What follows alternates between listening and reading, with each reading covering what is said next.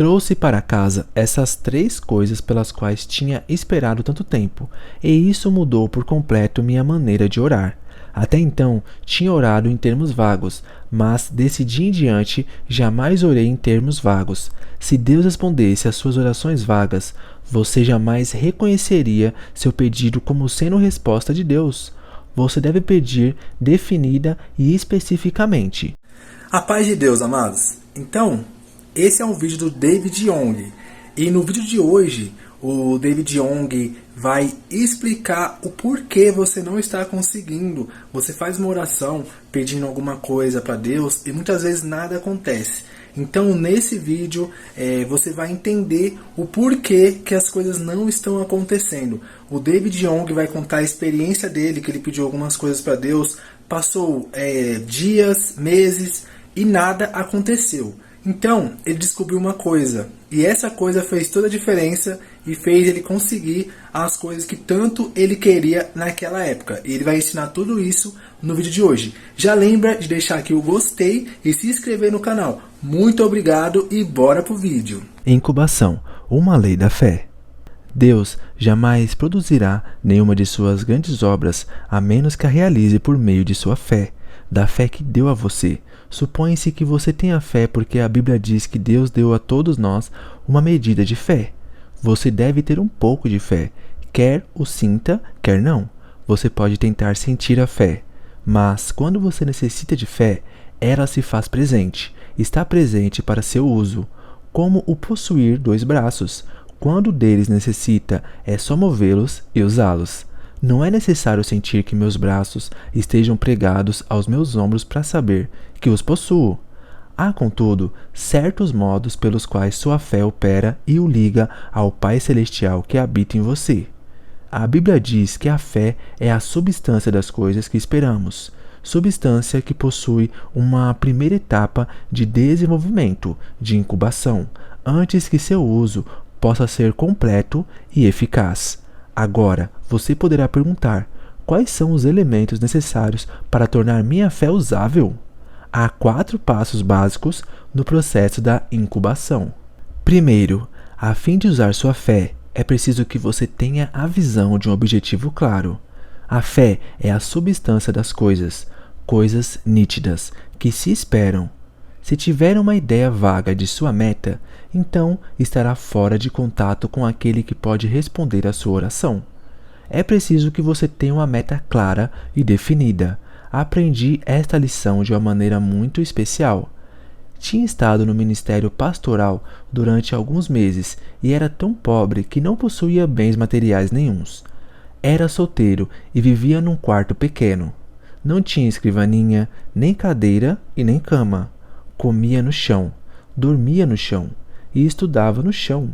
Tinha de andar quilômetros e quilômetros todos os dias para poder desempenhar meu ministério de ganhar almas.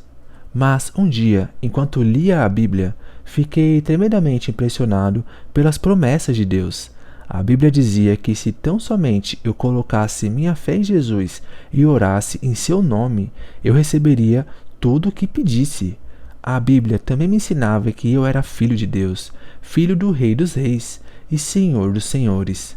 De modo que então orei, dizendo, Pai, por que deve um filho do Rei dos Reis e Senhor dos Senhores viver sem escrivaninha, sem cadeira, sem cama e andar quilômetros todos os dias?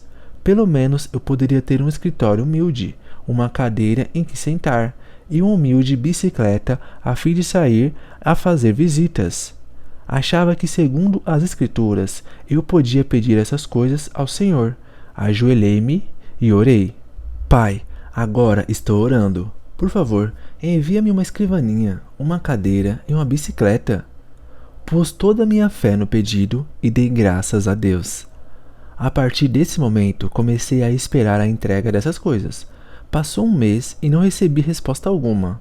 Passaram 2, 3, 4, 5, 6 meses e ainda continuava a esperar. E nada acontecia. Certo dia chuvoso, eu estava realmente deprimido. Não tinha comido nada. Estava com muita fome, cansado, deprimido e comecei a reclamar. Senhor, pedi-lhe uma escrivaninha, uma cadeira e uma bicicleta vários meses atrás, e não me deste nenhuma destas coisas. Tu vês que estou pregando o evangelho para as pessoas pobres deste bairro pobre. Como posso pedir-lhes que exercitem a fé quando eu mesmo não posso praticá-la? Como posso pedir-lhes que coloquem a fé no Senhor e vivam pela palavra e não pelo pão? Meu pai, estou tão desanimado. Não estou muito certo disso, mas sei que realmente não posso negar a palavra de Deus. A palavra deve permanecer, e tenho certeza de que vais responder-me. Mas, desta vez, eu simplesmente não tenho certeza do quando e como. Se vais responder à minha oração depois que eu morrer, de que me aproveitará isso? E se vais responder à minha oração, fazei-o rapidamente, por favor. Então sentei-me e comecei a chorar. Subitamente senti uma serenidade, uma tranquilidade invadindo-me a alma. Toda vez que me vem esse tipo de sentimento, sentimento da presença de Deus, ele sempre fala, de modo que esperei. Então, aquele cício suave ressoou em minha alma e espírito, dizendo: Meu filho, ouvi sua oração muito tempo atrás. Exclamei abruptamente: Então, onde estão minha escrivaninha, minha cadeira e minha bicicleta? Disse-me o Espírito: Sim, esse é o seu problema, o problema de todos os meus outros filhos. E imploram, exigindo todo tipo de coisas, mas o fazem com termos tão vagos que não posso responder. Será que você não sabe que há dezenas de tipos de escrivaninhas, cadeiras e bicicletas? Mas você simplesmente pediu-me uma escrivaninha, uma cadeira e uma bicicleta. Não pediu uma escrivaninha específica, nem uma cadeira, nem uma bicicleta específicas. Este foi um ponto crítico de minha vida. Nenhum professor do Instituto Bíblico me havia ensinado estas coisas.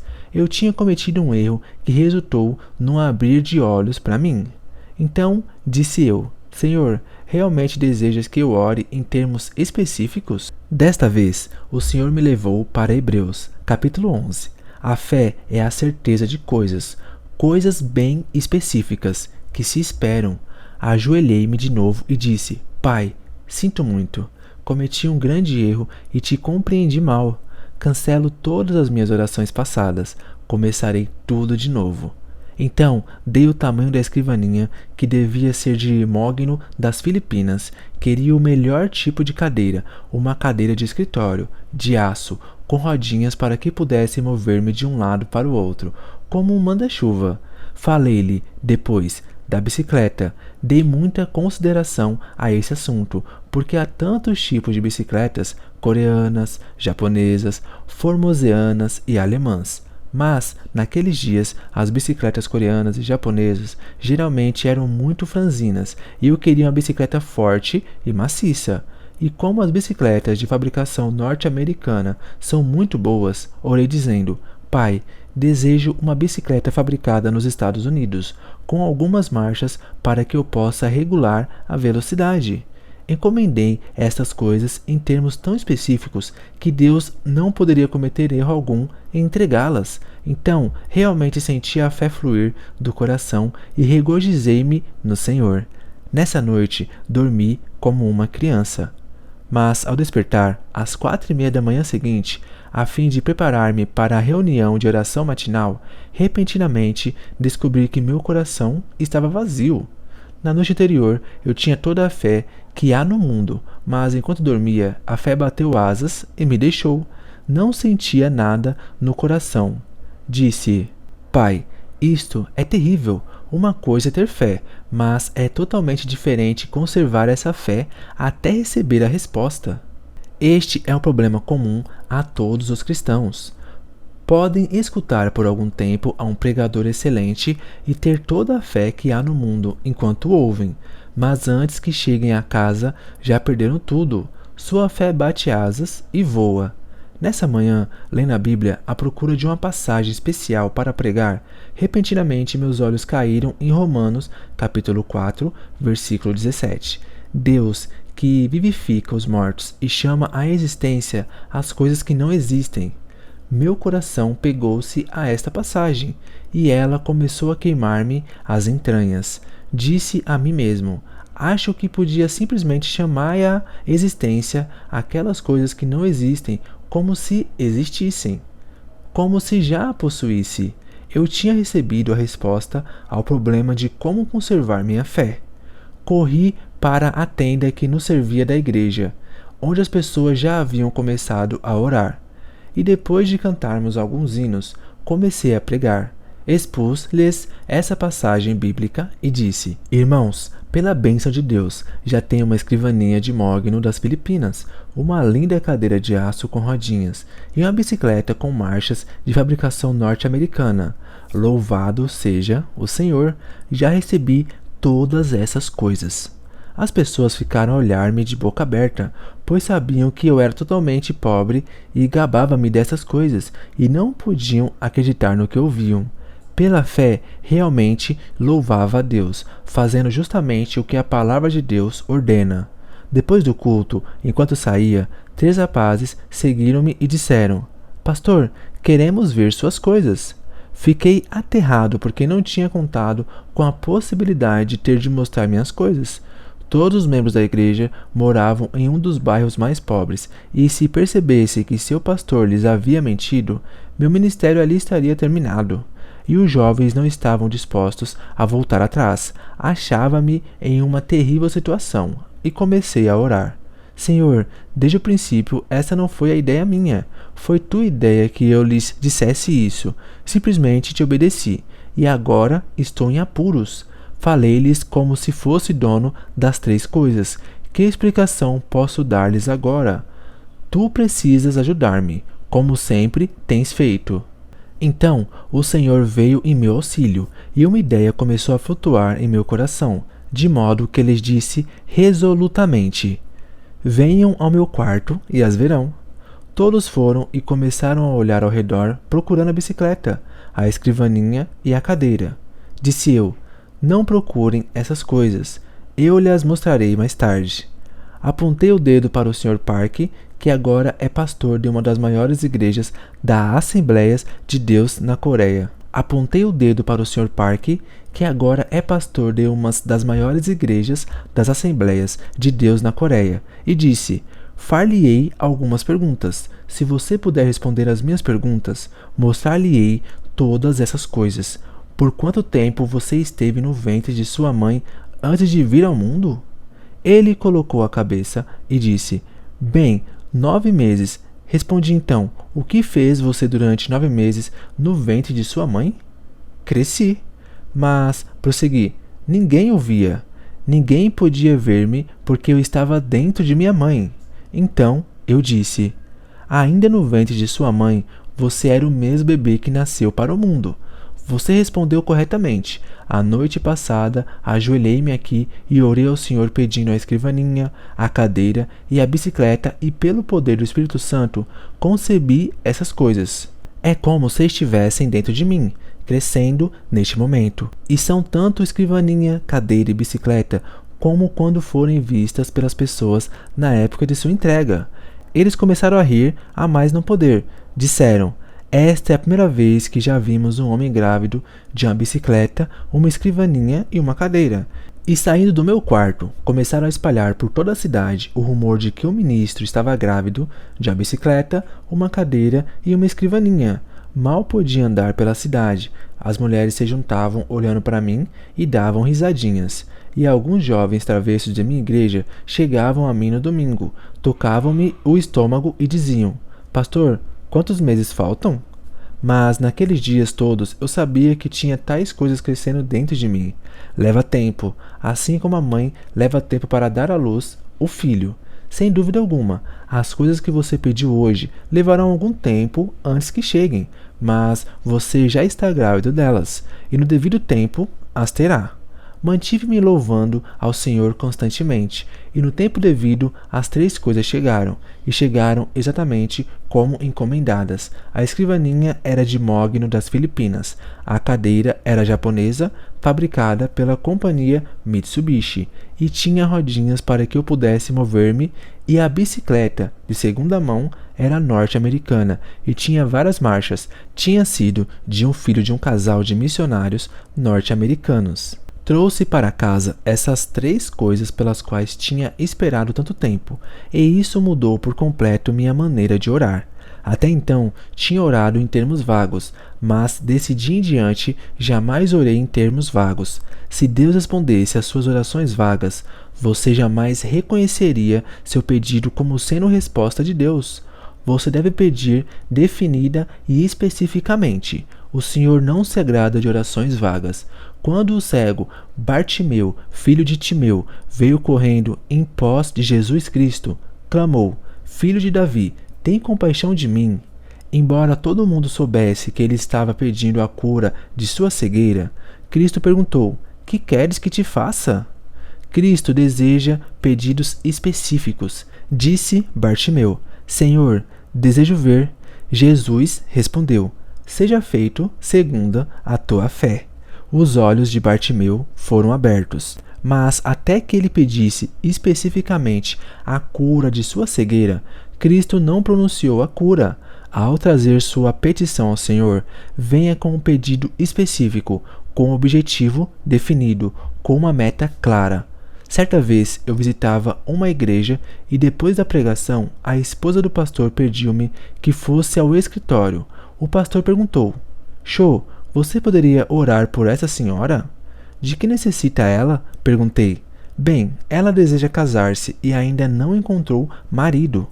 Peça-lhe que entre. De modo que uma solteirona de mais de 30 anos entrou. Perguntei-lhe: Irmã, por quanto tempo tem orado pedindo marido? Por mais de 10 anos, respondeu ela. Por que Deus não respondeu a sua oração nesses 10 anos? Perguntei. Que tipo de marido você tem solicitado? Bem, isso fica com Deus. Ele sabe de tudo, respondeu ela, sacudindo os ombros. É esse o seu erro. Deus jamais opera por si mesmo, mas somente por nosso intermédio. Deus é a fonte eterna, mas ele somente opera por meio de nossos pedidos. Você realmente deseja que eu ore por você? Sim. Muito bem, traga-me papel e lápis e sente-se à minha frente. Ela sentou-se e eu disse: Se você escrever as respostas às minhas perguntas, orarei por você. Pergunta número 1. Você realmente deseja um marido? Mas que tipo de marido quer? Branco, asiático ou preto? Ela respondeu: branco. Muito bem, escreva isso.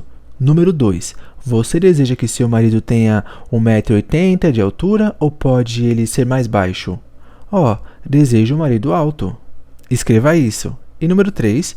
Você deseja que seu marido seja esbelto e de boa aparência ou simplesmente agradável e gordo? Quero que seja magro. Escreva: magro. Número 4. Que tipo de passatempo deseja que seu marido tenha? Bem, gostaria que fosse musical. Muito bem. Escreva: musical. E número 5. Que tipo de emprego você quer que seu marido possua? Professor. Muito bem. Escreva: professor. Fiz-lhe mais ou menos 10 perguntas. Então disse: Por favor, leia a sua lista em voz alta. Ela leu todos os pontos, de 1 a 10, em voz alta. Então eu disse: Feche os olhos. Você pode ver seu marido agora? Sim, posso vê-lo claramente. Muito bem. Encomendemo-lo agora. Enquanto não vir seu marido claramente com os olhos da imaginação, você não pode fazer o pedido, porque Deus jamais responderia. É preciso que você o veja claramente antes de começar a orar. Deus nunca responde a orações vagas. Ela ajoelhou-se e impôs as mãos sobre ela. Ó Deus, agora ela conhece o marido que deseja. Veja o seu marido. Tu conheces o marido dela. Pedimo-lo em nome de Jesus Cristo. Continuei dirigindo-me a ela. Irmã, leve este pedaço de papel para casa e cole-o no espelho. Todas as noites, antes de ir para a cama, leia estes 10 pontos em voz alta. E todas as manhãs, ao se levantar, leia em voz alta estes 10 pontos e louve a Deus pela resposta.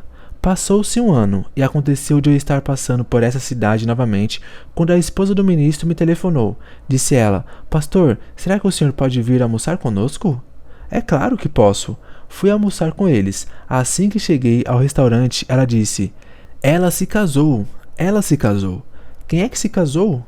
Lembra-se daquela moça por quem o senhor orou? Aquela a quem o senhor pediu que escrevesse os 10 pontos? Ela se casou. Sim, agora me lembro. O que aconteceu? Naquele verão, um professor de música de ginásio veio à igreja com um quarteto a fim de realizar um reavivamento de uma semana. Ele era solteiro e todas as moças estavam doidas por ele, queriam sair com ele, mas esse camarada não lhes dava a menor atenção. Entretanto, ficou fascinado por aquela solteirona. Estava sempre com ela e antes de ir embora, pediu-a em casamento. Ela, sem muita relutância, deu-lhe o seu consentimento. Casaram-se naquela igreja, para a alegria de todos, e no dia de seu casamento, a mãe dela pegou aquele pedaço de papel, leu os 10 pontos para a congregação, rasgando-o em seguida. Parece história, mas realmente é assim que funciona. Desejo lembrar-lhe de uma coisa: Deus está dentro de você. Deus nunca opera nada que se refira à sua vida, independentemente de você. Deus só operará mediante seu pensamento, sua fé, de modo que sempre que desejar receber respostas do Senhor, apresente objetivos claros. Não diga: ó Deus, abençoe-me, abençoe-me. Você sabe quantas bênçãos a Bíblia contém? Mais de 8.000 promessas. Se você disser, ó Deus, abençoe-me, então Deus pode perguntar-lhe: que tipo de bênção você deseja dentre as 8.000 promessas? Portanto, seja bem definido. Pegue um caderno, anote, veja sua meta claramente. Sempre pedi que Deus concedesse um reavivamento à minha igreja segundo o número definido.